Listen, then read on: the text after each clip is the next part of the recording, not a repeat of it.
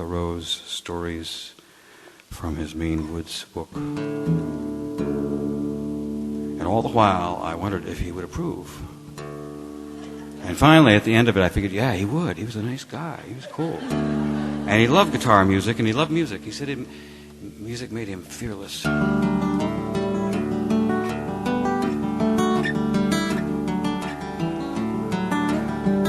So this is a bunch of stories from a new CD called The Fabled True. And this is my favorite one. This is about fishing.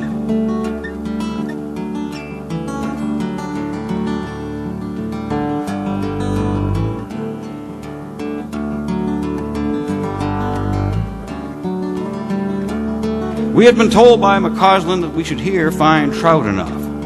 So while some prepared the camp, the rest fell to fishing.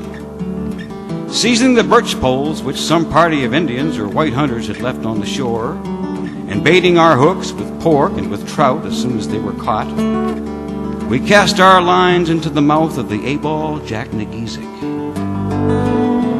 a clear, swift, shallow stream which came in from Katahdin. Instantly a shoal of white chivin, silvery roaches, cousin trout, or whatnot, large and small, prowling thereabouts, fell upon our bait, and one after another were landed amidst the bushes.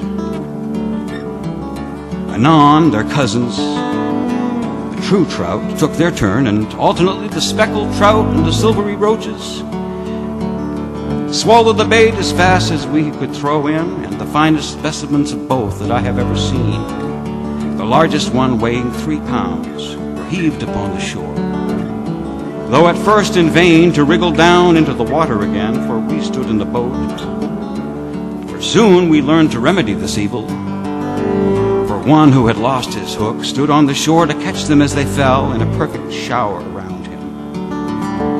Sometimes wet and slippery, full in his face and bosom, as his arms were outstretched to receive them. While yet alive before their tints had faded, they glistened like the fairest flowers. Product of primitive rivers, and he could hardly trust his senses as he stood over them. That these jewels should have swam away in that Abol Jacknageesic water for so long, so many dark ages, these bright, fluviatile flowers seen of Indians only.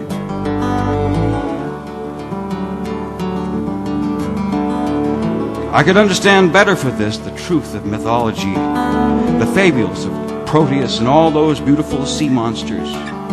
How all history indeed put to a terrestrial use is mere history, but put to a celestial is mythology always.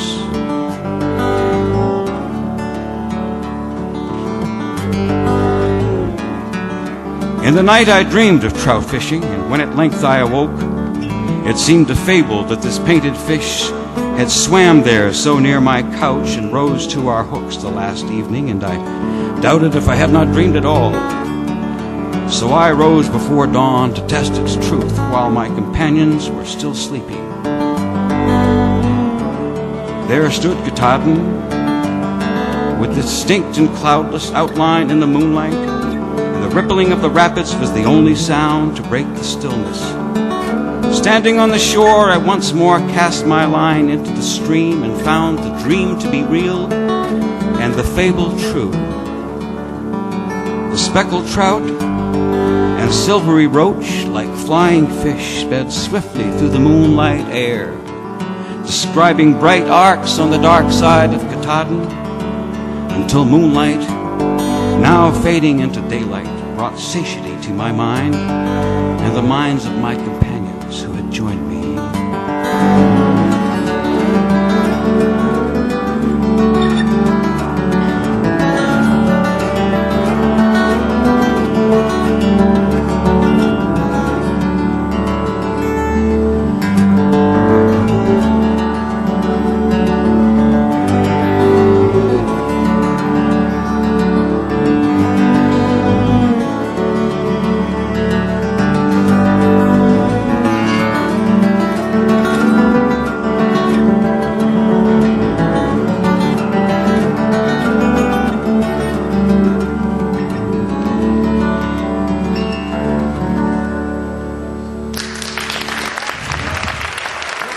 little break and see you in a few minutes, all right?